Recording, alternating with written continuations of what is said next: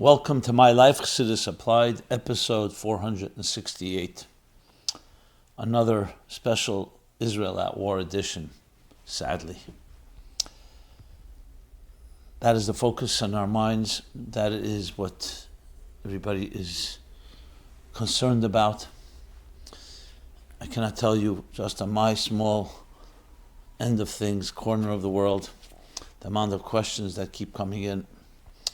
You could see the sense of both continued shock and the search for clarity, the search for direction, guidance, the search for what happens next, what do we do? So we will continue to address this, directed by your questions and comments. This program, let's begin with that, is in loving memory of Miriam Bas Eliyahu Altes Allah Shalom, and in merit of Baruch ben Yamin ben Menucha Lana Altes, Yukusil ben Leah Rachel, and Rachel Bas Liba Farkash, dedicated by Pinchas Tadris ben Miriam and Sarah Bas Rachel Altes. And of course, this program and all our programs are dedicated, number one, to the memory, more than a memory, the living memory of all those souls taken from us in such brutal and horrendous fashion, their shattered families, the hostages that are, unspeakable what they may be going through, though 2 were released, but there's still hundreds under the control of these inhumane people, if you can call them that. And of course the protection and merit and protection of all our brothers and sisters in the Holy Land, the Promised Land. May God protect them and protect us all, and also give us the clarity and the strength and fortitude to do what we need to do on all fronts, both the military front, the physical front, and the spiritual front.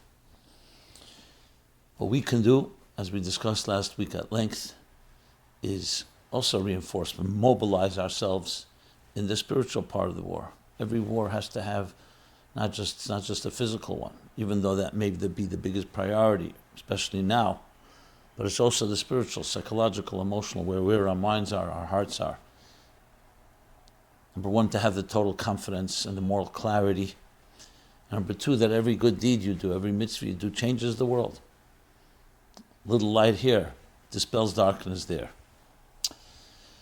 So I want to thank you for your comments and feedback to last week's program. Now, I feel exactly as I just said, that we are all at war. We're all soldiers on the front lines, each doing our particular job. So, with that, I'll begin with an overview of central thoughts, you can say, insights, issues that we need to address, as well as go into some more details. And as always, the big obvious question is how to find strength and direction in these times, in such times. So we go back to a time-tested formula that goes back thousands of years, starting from Avram Avinu. Yes, Abraham himself, 3,800 years ago. How did he have strength? He ultimately connected to something greater than himself. Mortals, humans, us mortals, we have our limited strengths. But when we connect to the immortal and we connect to the eternal, that in turn channels that power within us. This is the essence of when we say, Ani Hashem le'shanisi. God is immutable, unchangeable. Ubnei Yisrael le'chalisam. The same flow. And the Jewish people, the children of Israel, will never be annihilated because they're connected to the Hashem le'shanisi. If you connect yourself to things that are negligible, to things that are temporary, the things that don't have any permanent power. So it's like holding on to something, having a foundation that is constantly mercurial or changing and temporal, impermanent. So you can imagine how much security that really builds. And everything in the material world is in that category. You connect to something eternal, a foundation, then it carries you, especially in challenging times. You're bound above, you don't fall below. There's really no other way to state it. May have to repeat it thousands of times, but that's what it comes down to.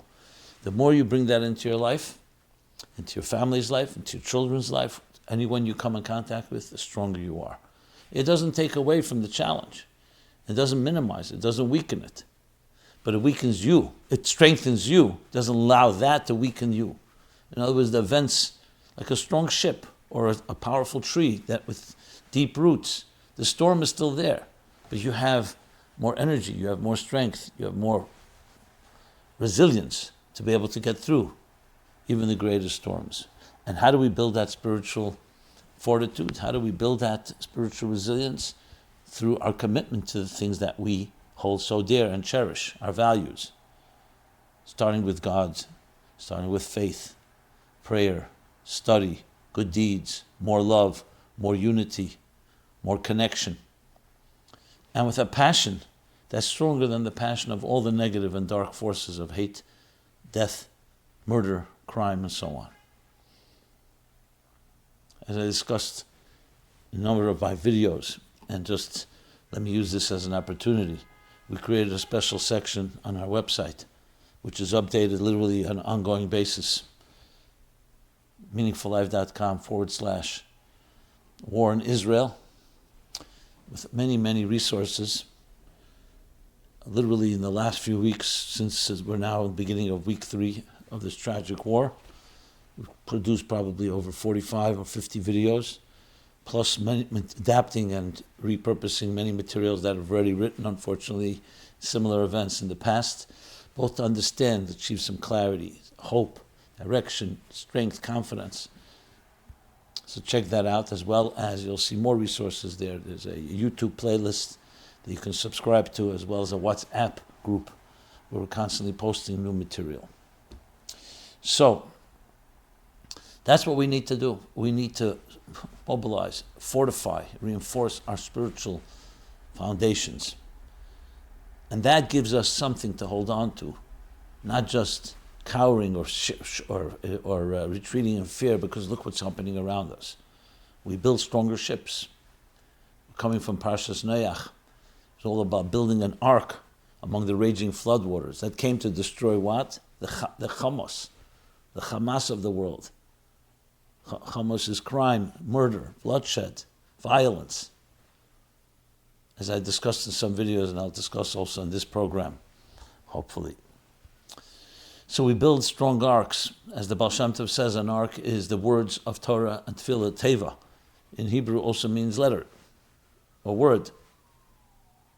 Teva is a word.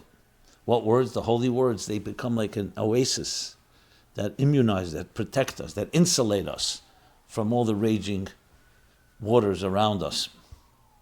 And the ultimate goal is to rebuild the world.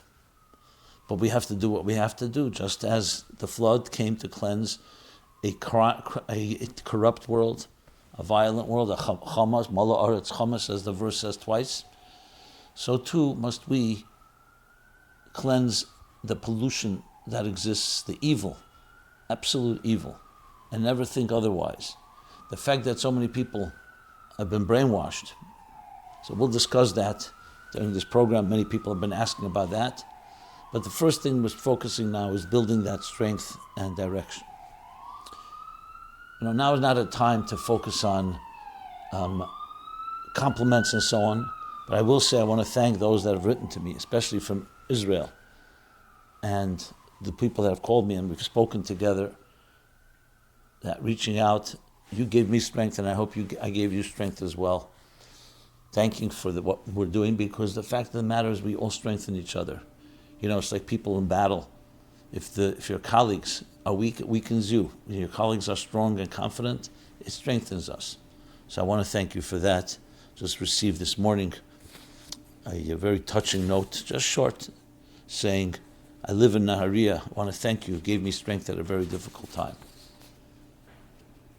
My point here is emphasizing is that we're in this together, and we each give each other strength. And may we continue to do so. May God protect all our brothers and sisters, all the innocents, free the hostages but unscathed, and give us total victory over everything that's evil.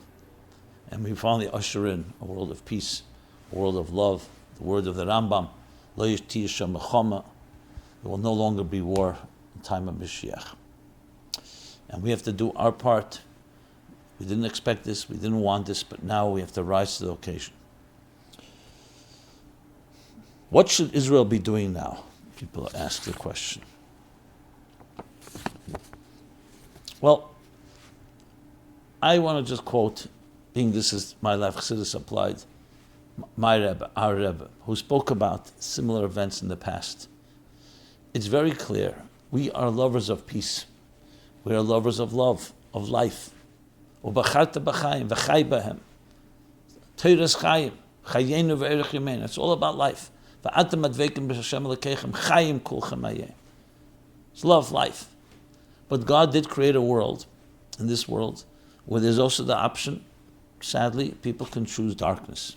He says, I've given you two paths. And people have chosen darkness and chosen death over life. They've chosen crime over peace and most violent and inhumane of ways. So the strength we talked about, the connection to light. But when you ask what to do, it's not because we want to do it, but you have to do it. If God forbid an infection enters in a person's body and you nip it in the bud, you can prevent who knows what kind of sorrow and havoc that would come. If you don't, it grows into a cancer. Unfortunately, that is what's happened. I'm not going to make a blanket statement that every Muslim and every Arab is ready to kill every Jew. But philosophically and ideologically, they're sympathetic to the war of the radical Islam against Israel, against the Jewish people. We'll talk about that also as well in this program and other programs. And most importantly, they declared war. It's clearly stated in the Constitution what their goals are. Literally, not part of Eretz Yisrael, all of Eretz Yisrael to take over and eliminate every Jew. And some quote the Quran that says it explicitly. So without comparing, but the fact that Christians for almost 2,000 years terrorized and persecuted Jews for their distorted reasons, that's exactly what's been happening. And never has there been a letdown. There may have been some peace treaties signed, but we have to know where that will go, and what other intentions, what other happens. But overall, this has been a declaration of war. When you're dealing with an enemy, you don't have to wait for the enemy to attack you. Now when you exposed, you have to cut off a serpent at its head. Let me put it very bluntly. Or if not, it will come back to bite you. If you have a neighbor, an individual, you have a neighbor that has declared war on you, and they attack you not every day, every few months, every few years, doesn't matter how often. And then they say, just give me a little piece of their living room. You say, you know what, I'll give it to them, they'll leave me alone. But they're your enemy. And then they attack you in a way like we just saw. God forbid, I don't mean you, anybody, should never happen to anyone. I just want to drive the point home on a personal level. What do you think you do? You don't negotiate, there's nothing to talk about. You don't destroy half of them, you destroy all of them, because you just don't want to have this threat on your doorstep. In the past, that did not happen. Perhaps the wishful thinking, the hope that things will balance, that the military deterrent will cause them to have to make peace. But you have to understand this is deeply ideological. It's rooted. Children are being educated. Mothers and fathers are teaching their children that being a martyr and killing a Jew is a mitzvah. I don't want to use that word, but in their words, it's what God wants. So you're not dealing with just, since you're ready to kill me, I'm not going to do it. For them, martyrdom is part of the so-called sanctifying God, Allah, in their minds, their words. So how to fight that religious battle and how to fight the ideological is a discussion, which has to be had because that's the root of it. But right now, practically, you're uprooted in all possible ways. The fact that they surround themselves with millions of civilians and want the civilians to go down with them, so you try to minimize it as much as possible without being a danger to yourself. And hopefully Israel is doing that. But the resolve should not end. The concern many have is that now the sympathies of the world are still with Israel, at least to some extent. Israel itself is mobilized after what they've seen, the sheer number, and their hostages. So the concern would be that this passion will dissipate, and people will say, okay, not that we'll forget, but it won't have that same thrust. We sure hope that's not the case.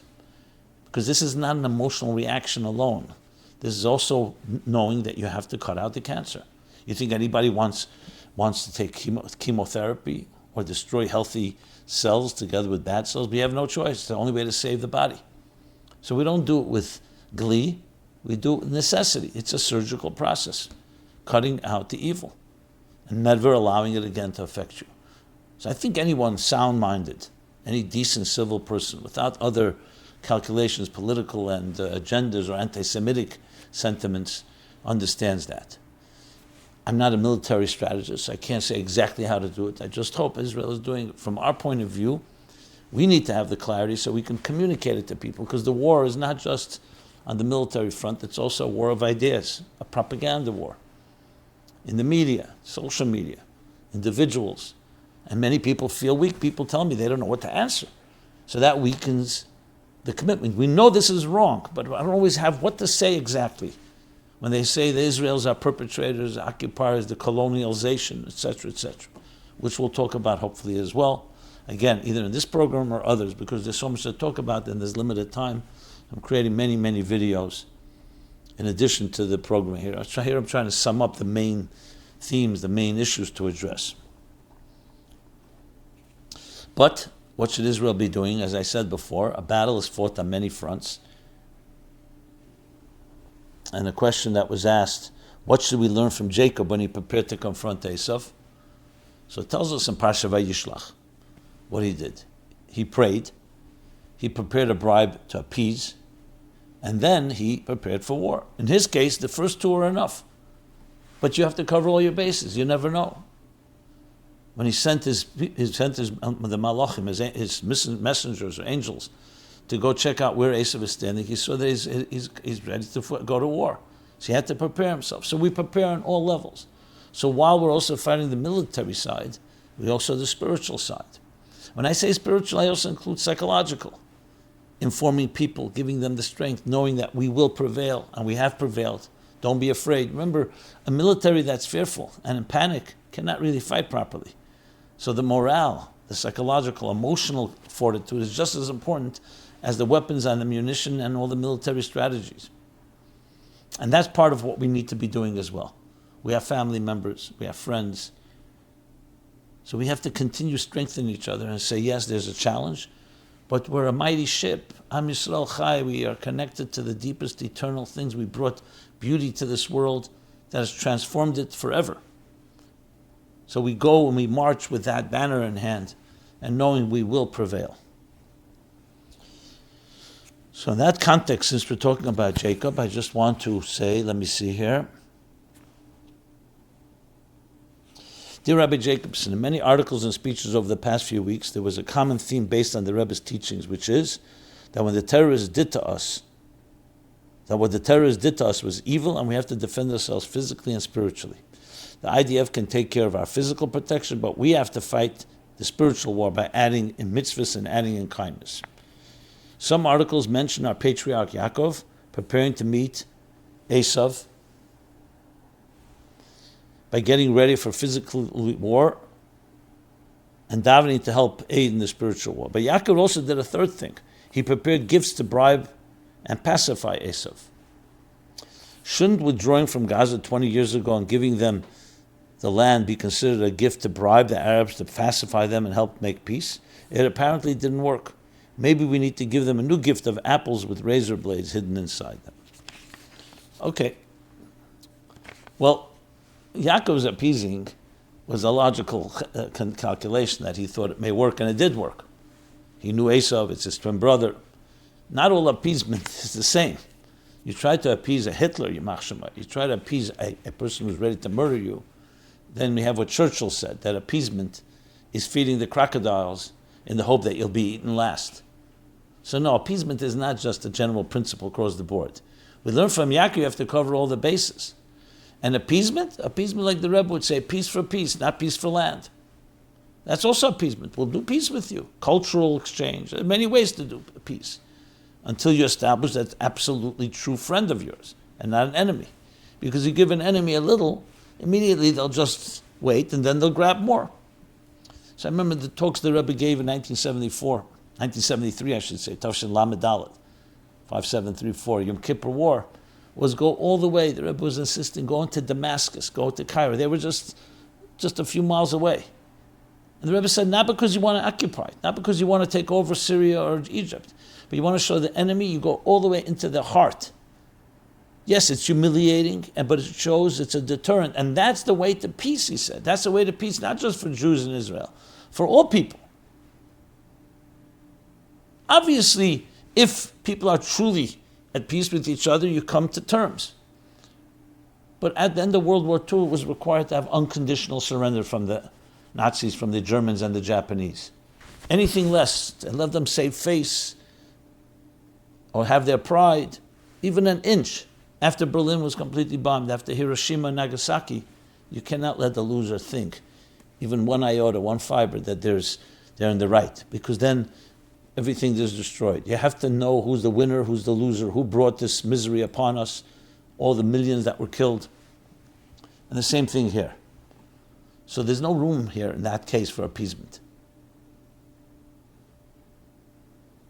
And no person on earth whose family was killed in such a manner, in any manner, would ever say, let's appease the enemy so they won't kill me more of me. Okay. Is it a simple matter? No, but that's what needs to be done.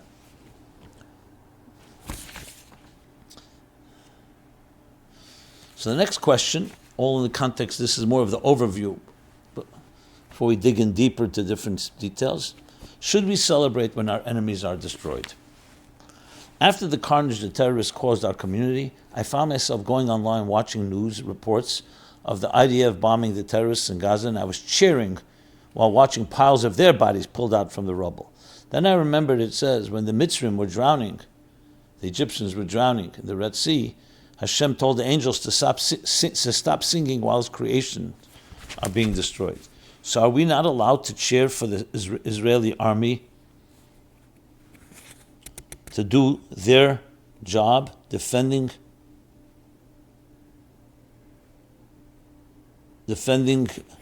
our people?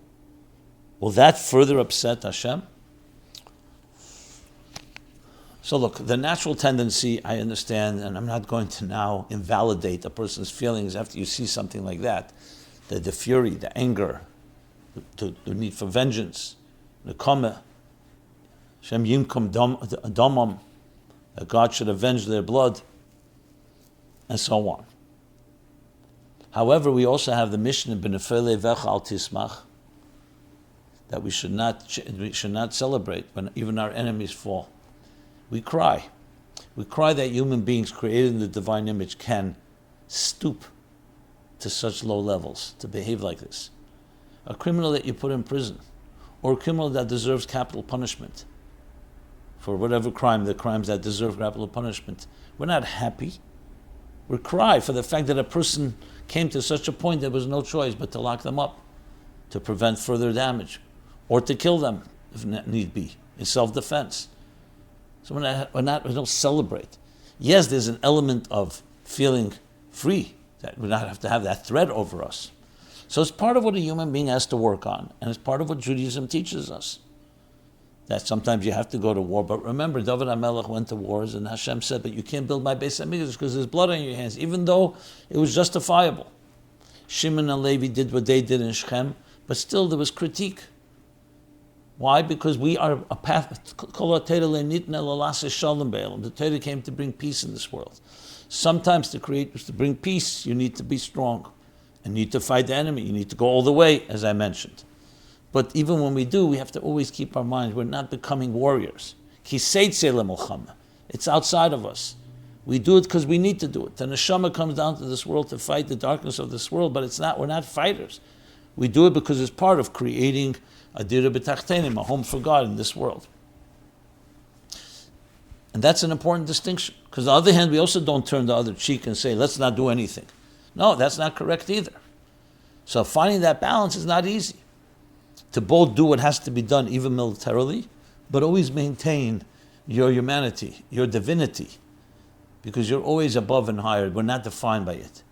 Ultimately, as we've heard from many people who went through the Holocaust, who were furious. They lost entire families. You can imagine how much our blood burns, how much their blood burns. And yet many will say, my revenge is, and they open up a photo album of their children and grandchildren and great-grandchildren. Because that's the ultimate goal. But you have to fight the war while it's there. So that's what we need to work on. Someone's going to tell me they were happy. I will say, I understand your feeling. But ultimately, remember, it's not just about getting even. Not even about destroying them. It's by building a better world. Because that's ultimately the goal here, to protect innocent people. And protect them from themselves also. They're just beyond, they've gone beyond the pale. And with all the calculations that people are explaining and justifying and so on. Okay. Are these events teaching us that we need to all move to Israel? Someone writes, surely the global revolution to the events in Eretz Yisrael for world Jewry is a call for us to return once and for all to the land. This goes into the bigger question, which I am not going to tell people what to do. Every person has to make the choice. Some people see this, yes, time to show our unity and go to Eretz Yisrael, make them stronger and move there. If you feel that way, I'm not going to tell you not to do that. There's some people the opposite, are afraid that Yisrael is not the place. There I would say, this is God's land. God watches it all the time. The fact that things happen. We live in Gola still. It's not a perfect world. So this is more of an individual choice. I would suggest speaking to your Rav, to your Mashpia, to your mentor, your family, circumstances. People are in different situations. A global call for that, I am definitely not in a position to make a global call. First of all, not the leader of world Jewry, and not the leader of, I have my influence and my mouthpiece, my platform. And I like to just address things from a Torah Chassidus point of view. This is a question that people have to ask themselves. Many have asked me, should I bring my children back from school there? They went to seminary and so on. So I will repeat what the Rebbe said. It's the safest place on earth. God watches them. There's danger everywhere if you want to look for danger. And we have to also teach our children and ourselves to be very strong. If someone feels that they want to bring their children, I'm not going to not speak to them. I'm not going to excommunicate them. So there's an attitude, there's a standard, but at the end of the day, it's case by case. And I am not the one that's going to tell a parent what to do one way or the other. I'll try to strengthen them and give them the courage and understand that it may be good. It's like telling, let's say, God forbid, there was someone had a burglary in their home. And then now what we're going to do is we're going to run, have our children all going to cower in fear. You don't want to do that. The burglary happened, that's bad. And then we have to put up more deterrence, more protection. But we're going to be strong. You don't want our children, you don't want yourself growing up fearful. That's not the Torah approach. That's not a Jewish approach. Prudent, yes. You lock your doors. You do what you have to do. So that's part of the discussion on that matter. Okay. So let's talk more even though I'm trying to avoid philosophical questions at this time, because, we're dealing with, open graves, Rachmana litzlan. The blood has not even dried. Toddlers, babies, men, women, children, elderly. I don't, you all know what I'm talking about. I don't need to be the one that reiterates it. So it's not the time to philosophize, definitely not to criticize. And it's a time to speak b'schus and Shei Yisrael. But still, there are some questions that have come in. So I decided I'll touch upon one, but just briefly, not to go into the haskalah of it, to the philosophy of it. But it's an issue that we always deal with, how you deal with evil. How does Chassidus define evil? What is the purpose of evil, and how do we recognize and defeat evil? How do we eradicate it? So we have seen evil here. There's no question about it. As soon as you see the manner and the extent, and even one person, it's evil. Not self-defense, breaking every possible humane law, not just Torah law, just the plain, War, crime wars, crime wars, that's what they call it.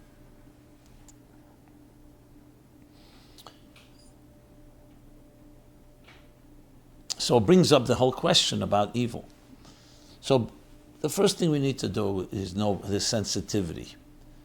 We don't try to explain evil, even though it deserves a discussion. How did God allow it? We discussed that last week as well.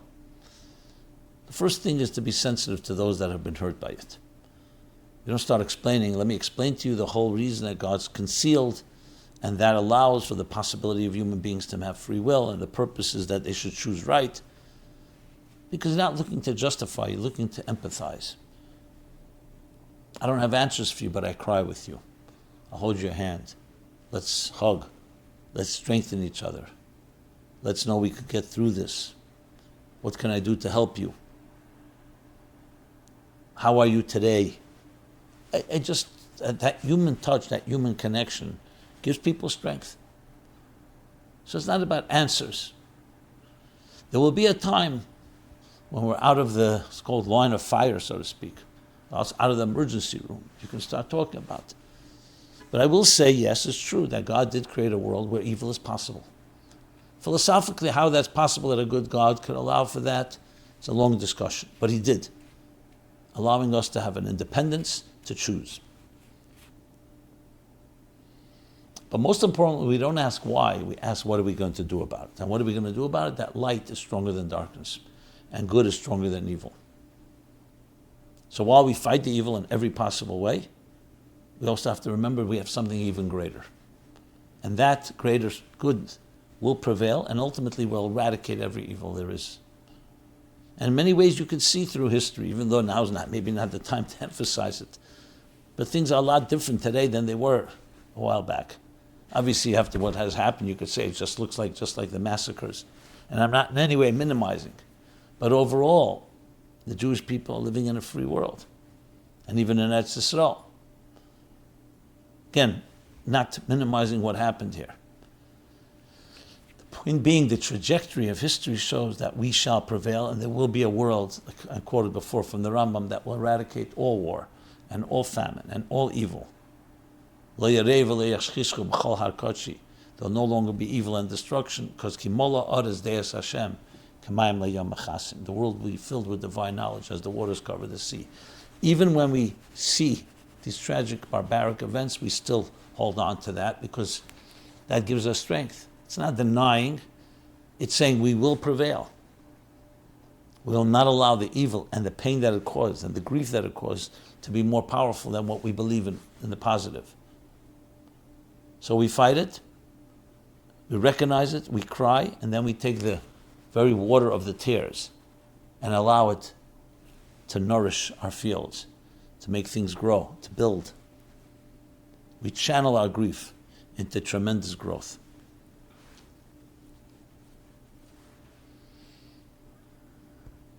But recognizing evil is Baru V'Islam Nadvarim, Daniel says. What has happened here has revealed the evil, which in some ways is better than when it's not revealed. We'd prefer it should remain concealed and this should never have happened.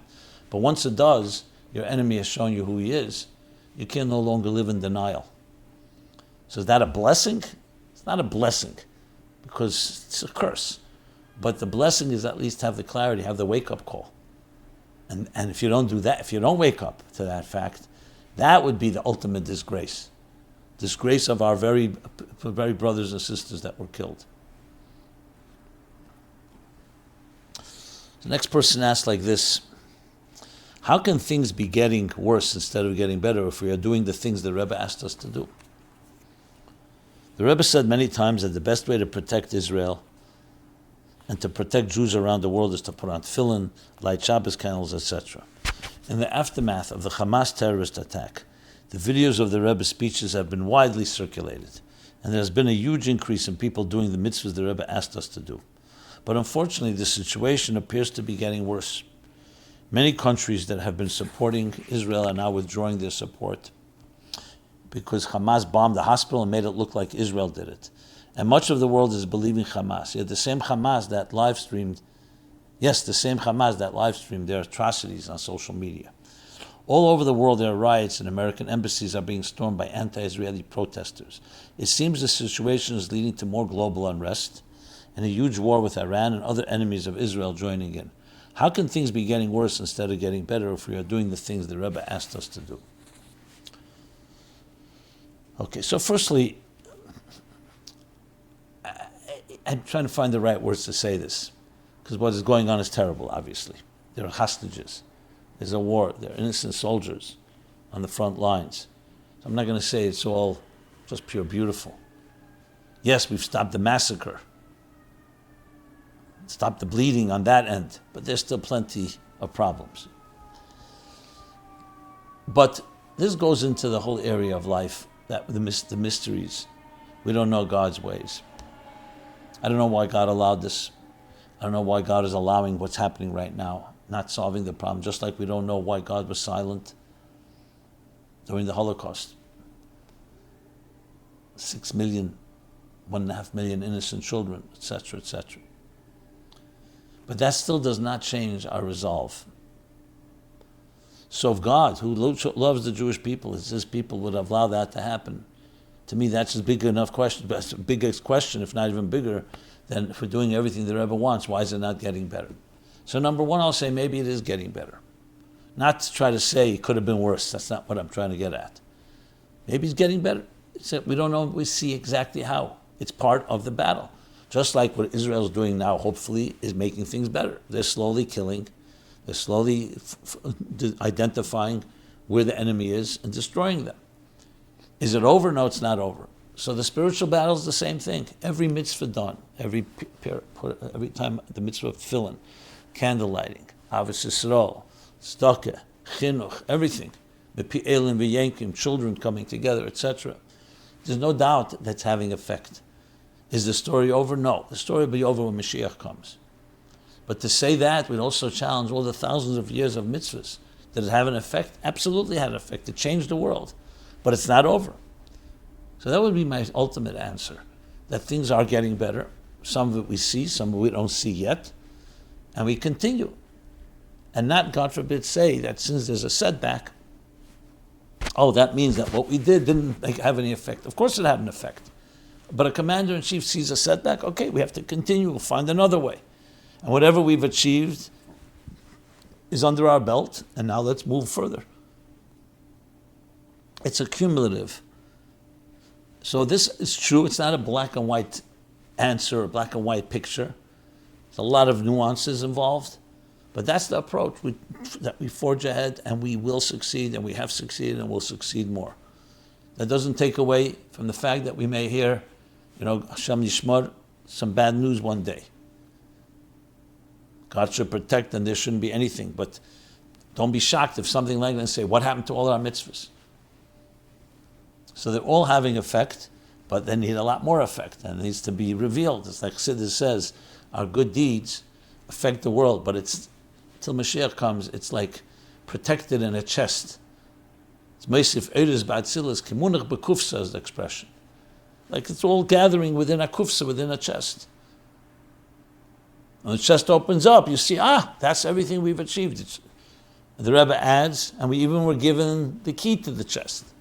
Now that's missing is that Eitzer, that treasures that we built up should ultimately be revealed in a way that spills over and affects and erupts and transforms the very world into total goodness. But it's a big challenge. It's a big challenge. It's like I'll give the mashal of the Baal Shem Tov, the spiral staircase. Schwindeltreppe, he calls it. Schwindeltreppe. Well, in Yiddish, spiral staircase is called Schwindeltreppe. Schwindel also from the word swindle, like a swindling, but also from the word swindle, it fools us into thinking you're not making progress. You go up a regular staircase, you see it may be many steps, but you see the destination. A spiral staircase, you keep turning your back to the destination as you climb. And by the time you get to the top, you have to make one final turn and your back is completely face the other direction. You think, I didn't get anywhere. And truth is, you've gotten everywhere. You just have to see it through. One more step. So it's an example for different matters, but also including that there's no such thing as we're not moving forward. Sometimes we see it, sometimes we don't. Okay.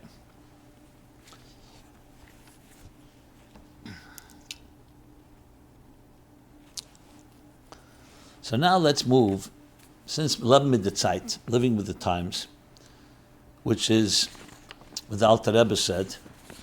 So again, we hope these parshas would have been read very differently.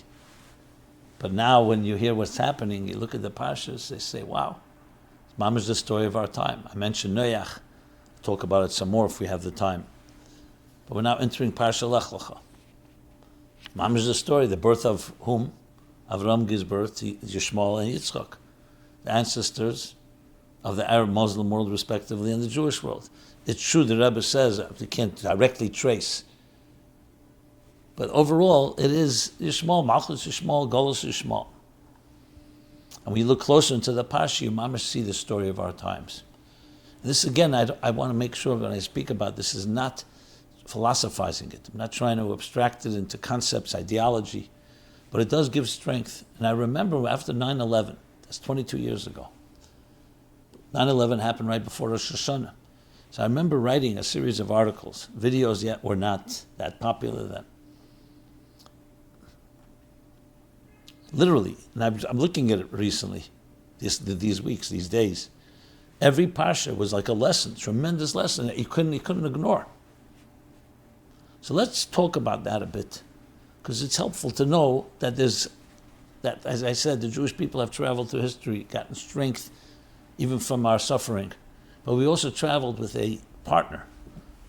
Who is the partner? Hashem, of course, but Torah. Torah kept us together. Even in the darkest times, we learned Torah. It helped us create some oasis, like Shabbos. But more than that, also gave us direction, gave us a picture, a bigger picture.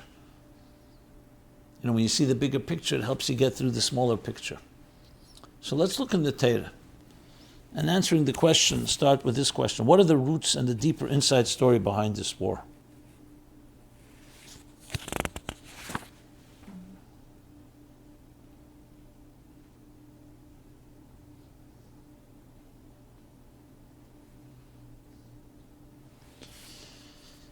So I will the answer to that is when you look in the Torah, you see the roots and inside story. First of all, as I said before, starting from Parsha Bereshis, which also came right after Simchas Torah, the story of creation. God created light and darkness and then light. The world was covered in darkness and said, Yehi bring light into a dark world. It's exactly what's happening now. And then God created the human being, Adam and Eve, at the end of the creation, sixth day, to transform this world. And he created a tree of knowledge of good and evil. And choose good. Don't eat from this tree of good and evil. And the mix of it. So you have the story of when you see it playing itself out right here in our lives.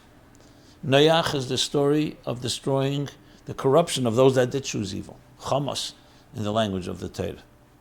And Lech Lecha is the birth of hope. Avram Avinu. Eisen HaGadol. Great force, great power. Who began to reverse the process after so much corruption. Like the Mishnah says, 10 generations that corrupted and polluted the world. And then another 10 generations from Noach till Avram. Then Avram began to reverse the process by finding God, discovering God, and bringing God into this world and ready to sacrifice and build a family. That's Parsha Lech Lecha. The Rebbe Rashab said that Parsha Noach is a kalamut navach. It's a very depressing week. God destroys the world. But the end of the chapter, with the birth of Avram, it starts getting a little lebedika. And Parsha Lech Lecha is a more lebedika week. But there's still plenty of challenges. Lech Lecha describes also the challenges. But in Lech Lecha you actually find all the themes that are so relevant to today. Avram's journey from Choron, Charei Naf, another way of saying Hamas, anger, wrath, to Canaan, which are ultimately Eretz Yisrael, Hashem giving him Eretz Yisrael, saying, here's the promised land that you're walking on, that I'm giving to you and your children. The very basis of Jews being Israel, the homeland. And then, of course, the birth of Yishmael, the birth of Yitzchak, following the Bris Bein HaPsarim, the covenant. And all of it is to find the roots of the conflicts today. This doesn't minimize anything that's going on, but it helps put it into context. and helps us to hold on to and say, 1 second, there's a bigger story here unfolding. And in general, when you have that, even in times of war, you'll see the real leaders, they want to understand not just the history, the whole background, because it then gives you a spine. It gives you a foundation upon which you can understand the real deeper meaning. Obviously, you have to do whatever is necessary on the ground to stop the bleeding and to fight the enemy. But it gives that context. So let's talk a bit about that context. What are the roots and the deeper inside story behind this war? Yes, the battle of good and evil, which is the very purpose of existence, and the battle between Yitzchak and Yishmael and Yitzchak, specifically. Where do we find these origins in this week's Torah portion? So let's open up. And if you look again at our website, meaningfullife.com, a lot of what I'm saying now has been written up if you want more information, the sources, and so on. I'm going to be brief here due to time limits. So living with the times had never seemed more appropriate. I'm going to read the pasuk. I'll just do a translation. Brisbein Apsarim. I mentioned Avram Avinu. Hashem is giving him the promised land. And this is vital because this is the ultimate answer to all those that argue that the Jews are the occupiers. And again, I'll try to address it in this program and in other programs. And then comes the Brisbein Apsarim, right before the birth of Yishmael and Yitzchak. The covenant between the halves, that's how a covenant was made. So here's a loose translation of the Parsha in Lech Lecha this week. Eibishter comes, appears to Avram Avinu in a vision, and he says, do not be afraid. Avram, don't be afraid. You still can't. I am your shield. All right there. Don't be afraid. There's much to fear. There are many enemies. Nimrod, the pagan world, all stood up against him, almost killed him. I'll be your shield. What more appropriate word? Shield. This is what an army needs, a military needs. Your reward is very great. But Avram says to Hashem, oh God, what will you give me if I remain childless? Fine, you're giving me all these blessings. You're giving me land, you're giving me wealth. But I'm childless. So the Eibishter answers. Suddenly God's word came to him. One born from your own body will inherit what is yours. Meaning you will have a child, and he will inherit, essentially suggesting or saying more than that, and he will have children, and they will have children. And then the Eibishter says, listen to this. He then took him outside and said, Avram, look at the sky and count the stars. See if you can count them. That is how numerous your descendants will be. That's us. We are those stars. It's 3,800 years later and we're here. The promise was fulfilled. This is documented verses. No commentary. I'm reading straight from the verses. Abraham believed in God and he counted it as righteousness. Then it needs belief because from today we don't need faith. It's a fact. It's a historical scientific fact. You and I are walking miracles. Every Jew, man, woman, and child in Eretz Yisrael, anywhere in the world, is a walking miracle promised in these verses. Then continues. Let's continue. I don't know about you, but to me this is a tremendous source of strength and direction. Avram said, he's still called Avram, mind you, he's not yet Avraham, he's Abraham. God, how can I really know that it will be mine? Hashem responds, and here's where the Brisbein Apsarim, bring for me a prime heifer, a prime goat, a prime ram, a dove, and a young pigeon. Abraham brought all those for him, for Hashem. He split them in half and placed one half opposite the other. The birds, however, he did not split. Vultures descended on the carcasses, but Abraham drove them away. There are many meanings behind that. You could say vultures refer to our enemies. But the Bris who were trying to upset the whole covenant. But Avram continued. Then this is these words now. Very cryptic, mysterious words. But when you understand what they mean, listen to this. As the sun was setting, a deep sleep fell upon Abraham, and a deep dark dread fell upon him. Dread. I mean, think of Avram thinking of what happened on October 7th, on Simchas Torah, Tov Pei Dalet, October 7th, 2023. A dread. And then Hashem says to Avram, God said to Abraham, know for sure that your descendants will be foreigners in a land that is not theirs for 400 years. He's referring to the Egyptian exile and slavery and genocide. They will be enslaved and oppressed. So he's really talking about all forms of enslavement and oppression, as we'll see in a moment. But I will finally bring judgment against the nation who enslaves them. And they will then leave with great wealth. The sun set. Remember, this was all when the sun is setting, which of course is symbolic. Darkness is descending. And it became very dark. It's not just a description of the moment that it happened. It's a description of the mood of what this was a historic moment. A smoking furnace and a flaming torch passed between the halves of the animals. On that day, God made a covenant with Abraham, saying, to your seed I've given this land, the land of Israel, from the river of Egypt to the great river, the river Euphrates. I've read exactly word for word English translation. This is Lech Lecha, this week's chapter. If you want the exact chapter and verse, Genesis, Lech Lecha 15, from verse 1 through 21. What is this deep, dark dread that befell Abraham? Says the Medrash. I'll give you the source as well. The Medrash says this. Mechilta in Yisrei 9, Bereshis Rabbah 44:17, and Pirkei the Rabbi Eliezer, chapter 28. What does he say? The Medrash explained that Abraham has shown the future great empires that would control the world and bring terror to it, each in their own way. The Babylonian, Persian, Greek, Roman, and Ishmaelite empire.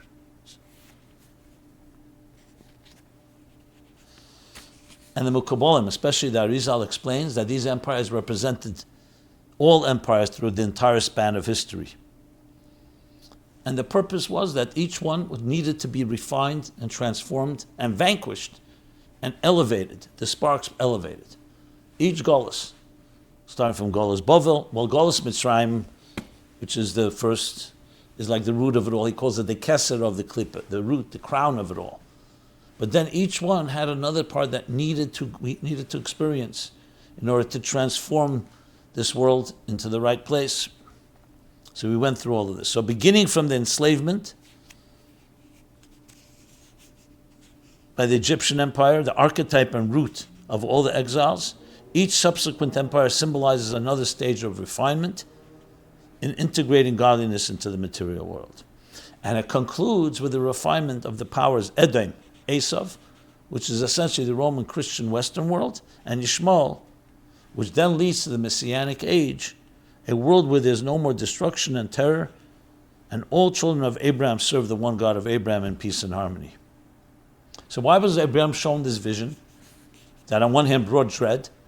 It was shown to him so he should share it with his children. It should become part of the Torah that would travel with us, so we knew and understood. So even though we suffered greatly, but we understood there's something deeper. Did that console and comfort us? I don't know. I'm sure it did to some extent. Did it prevent the suffering? No. But it gave some context. And that changes things. It means you will get through it. So that we, at whatever point in history we may be living, should know that the events in our lives are part of a long historical process.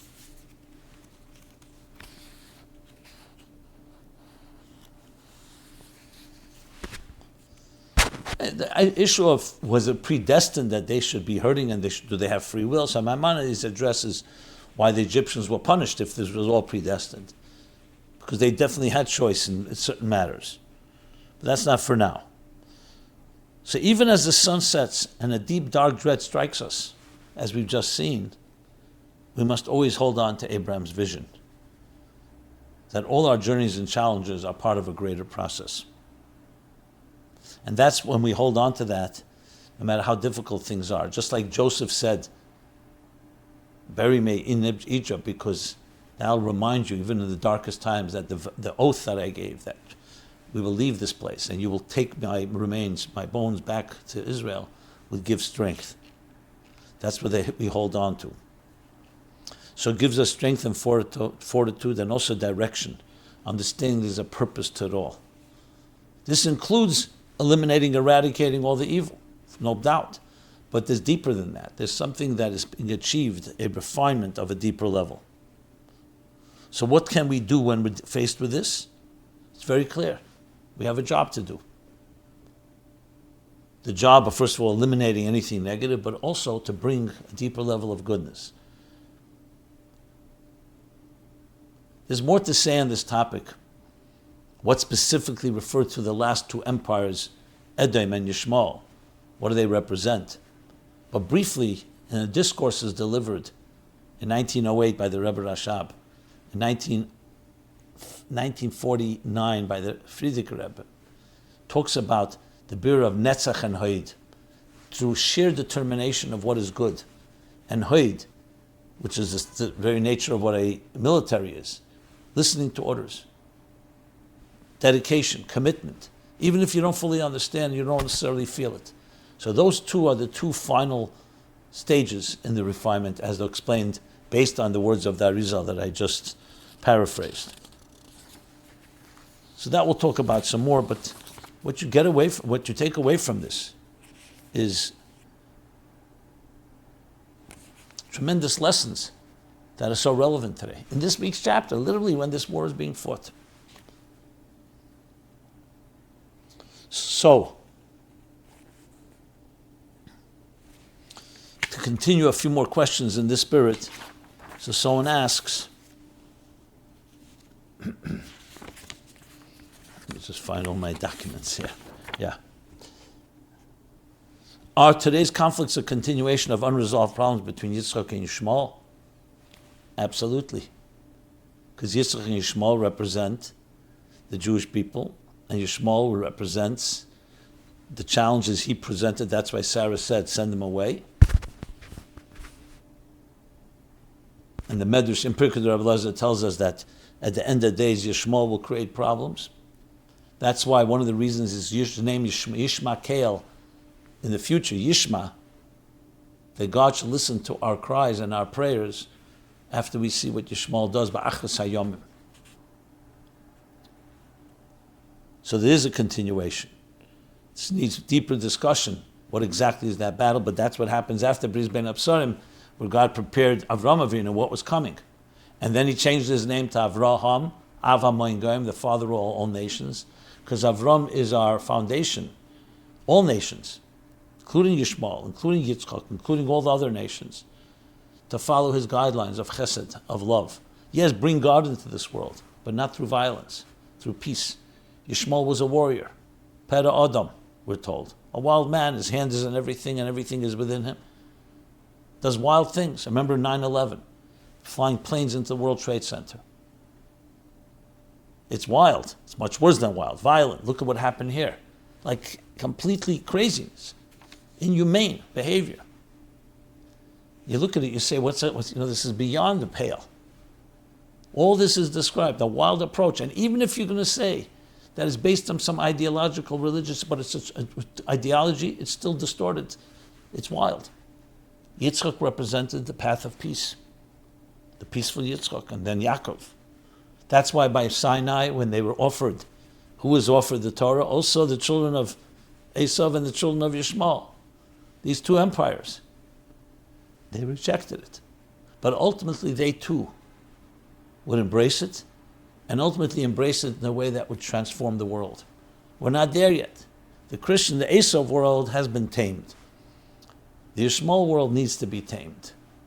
But we firmly believe that that will be the end story. So I want to just go a few more questions and elaborate a bit more on that.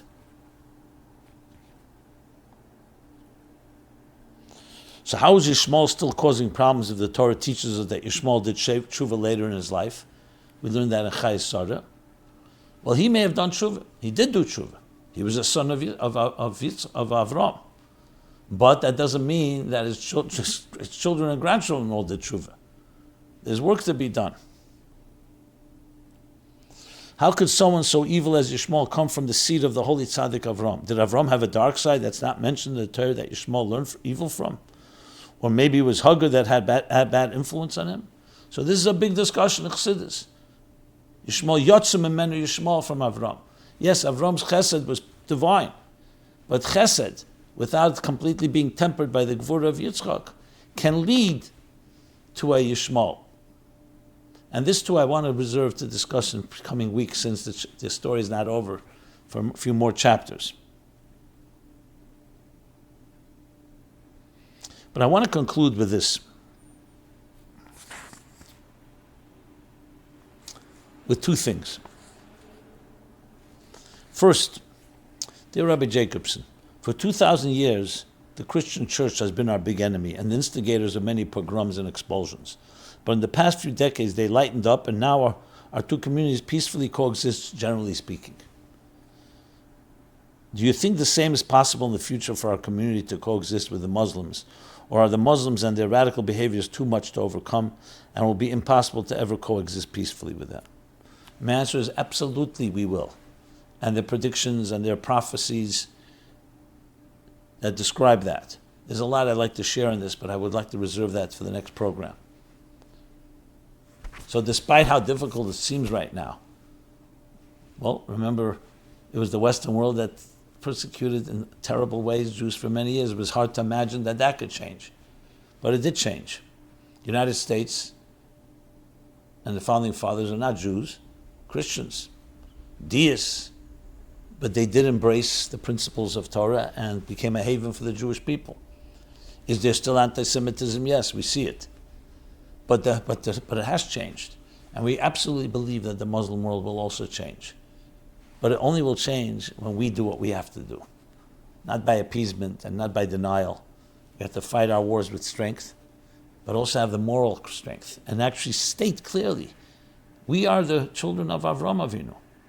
We have a message for you, for the children of Yishmael. We have a message for the Muslim and Christian world. And share that message. To share that universal message. Someone asked the question, should we go into Gaza and teach them about the 7 Noahide laws? Or someone else says, puts it this way. Should we at some point teach the people in Gaza and everywhere else the 7? Absolutely. But right now there's a war. You can't just go and talk about Noahide laws. That's a whole shift of education. So that's absolutely the case. It's part of the long-term battle. So the bottom line is, there's a bigger picture here. But still, I think we need to focus right now on the immediate battles, knowing that we're headed to something far, far greater. And it will lead to the Gula Amitis Vashlema. I'll just say one more thing. From Lech Lecha, we also learn who is the land promised to. There's not even a question. The problem is the other narrative that's being taught is that no.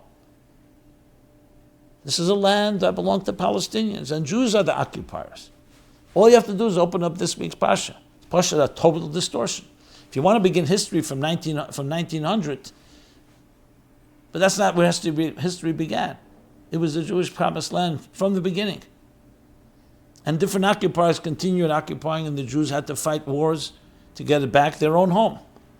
And then even after finally the Romans destroyed the Second Temple, and we called Inu Maratzenu, we were exiled, it's still our homeland. We daven to it. I mean, the emphasis on Yerushalayim and Israel is undeniable.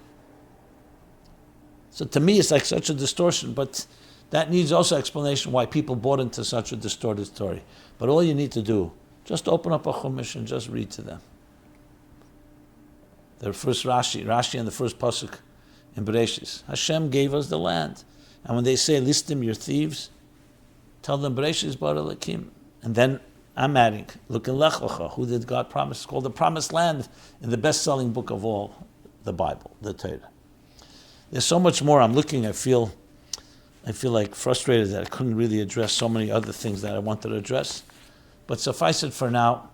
Above all, let us do our job, strengthening ourselves, strengthening our families, our communities, in this battle, in this war, this just war against evil, against darkness.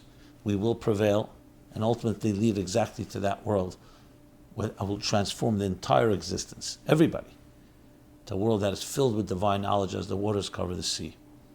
A spiritual home, a dir b'tachtenim, a garden where Hashem feels at home. And all Oz Epech, Alamim, Safa Bruda, all the nations of the world will be transformed as well. And all will come to the Beis HaMikdash, Beis Tefillah L'Kol Ha'amim. This will be my home, will be the home, the house of prayer for all nations. Amen, may it be Bekar of Mamish, and with the least amount of pain and aggravation. No aggravation and pain. May the hostages be released unscathed. May Hashem protect, Hashem Yishmer. Everybody in Eretz Yisrael, especially and Jews everywhere. This has been My Life Chassidus Applied. We're here every Sunday, 8 to 9 p.m. Special Israel at War edition. And again, only B'sudas Tevis and good news. Simcha Dika week of Lech Lecha, Avram Avinu. This program is brought to you by My Life, Chassidus Applied. Please help us continue our programs. Make even a small contribution at chassidusapply.com/donate.